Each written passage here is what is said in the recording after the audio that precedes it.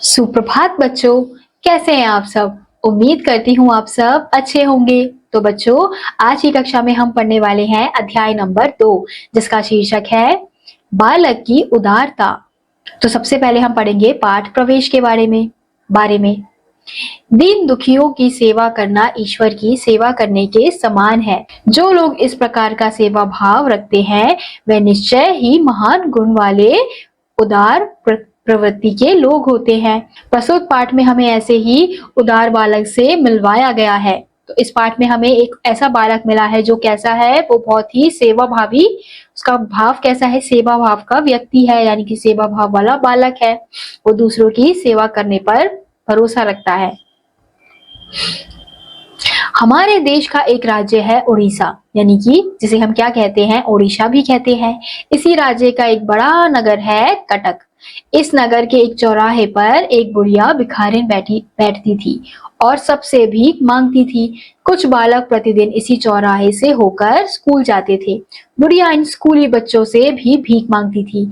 अधिकतर बच्चे बुढ़िया की पुकार पर ध्यान नहीं देते थे, वे उसकी बातों को अनसुनी करके आगे बढ़ जाते थे।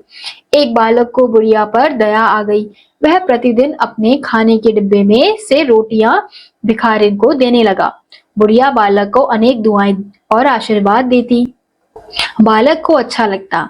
दिन बीतते गए। एक दिन स्कूल जाते हुए उस बालक ने देखा कि बुढ़िया अपने स्थान पर नहीं थी। बालक को समय पर स्कूल पहुंचने की जल्दी थी। उस दिन स्कूल में भी बालक का मन पढ़ाई में नहीं लगा। उसने खाना तो खाया, परंतु भिखारिन के लिए 2 रोटियां बचा ली। पर लौटते समय भी बालक को भिखारिन चौराहे पर नहीं मिली। बालक अपने घर आ गया। उसने खाने के डिब्बे में से रोटियां निकाली और पुस्तकों की अलमारी में छिपा दी। बालक का मन नहीं माना। वह भिखारिन की खोज में फिर चौराहे तक पहुंच गया। काफी पूछताछ के बाद उसे पता लगा कि कल रात वह भिखारिन मर गई। बालक उदास हो गया।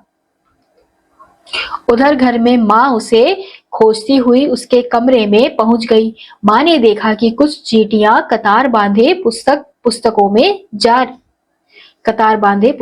जा रही थी। माँ को अचंबा हुआ कि पुस्तकों में चींटियां क्यों आई हैं। देखने पर पता चला कि वहां 2 रोटियां रखी थी। तभी बालक भी अपने कमरे में आ गया।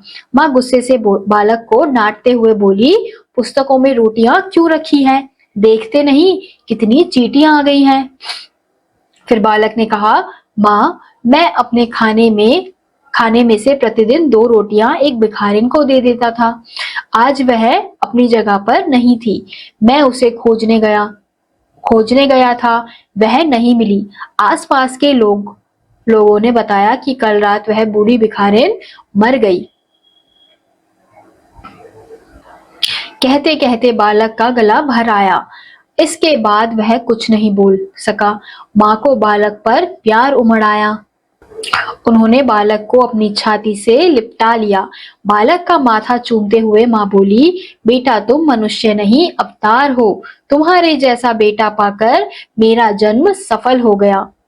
यह बालक और कोई नहीं, सुभाष चंद्र बोस थे, जिन्होंने हमारे देश की स्वतंत्रता दिलाने में महत्वपूर्ण भूमिका निभाई। तो हमने देखा बच्चों इस अध्याय में कैसे एक बालक ने सहानुभूतिपूर्ण उस बुढ़िया को अपना खाना, जो भी वो लंच लेके जाता था, उसमें से 2 रोटी हमेशा उसको देता था।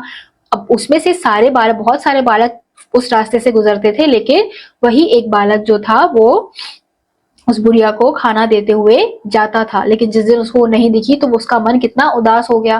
और जब उसे पता चला कि वो तो मर गई है, तो फिर उसको उस चीज का कितना बुरा लगा। तो ये देखकर उसकी माँ खुश हो गई कि मेरा बेटा इतना अच्छा इंसान है कि वो दूसरों के लिए सोच रहा है, जो जिससे उसका कोई रिश्ता नहीं है। वो बुढ़िया कौन है? भिखारिन है, लेकिन उसको उसकी फिर भी चिंता है। तो ये देखकर उसकी माँ को बहुत खुशी हुई। फिर हमें अंत में पता चला कि ये जो बालक था जिसकी कहानी हम पढ़ रहे थे, वो कौन था? वो थे हमारे सुभाष चंद्र बोस, जिन्होंने हमारी स्वतंत्रता के लिए, यानी कि हमारे भारत की स्वतंत्रता के लिए बहुत से योगदान दिए। उन्होंने बहुत सी भूमिका निभाई। तो इसी के साथ आज का ये अध्याय यहीं समाप्त होता है। उम्मीद करती हूँ आपको ये अध्याय समझ आया होगा। मैं आपसे मिलूंगी अगली कक्षा में, तब तक के लिए नमस्कार।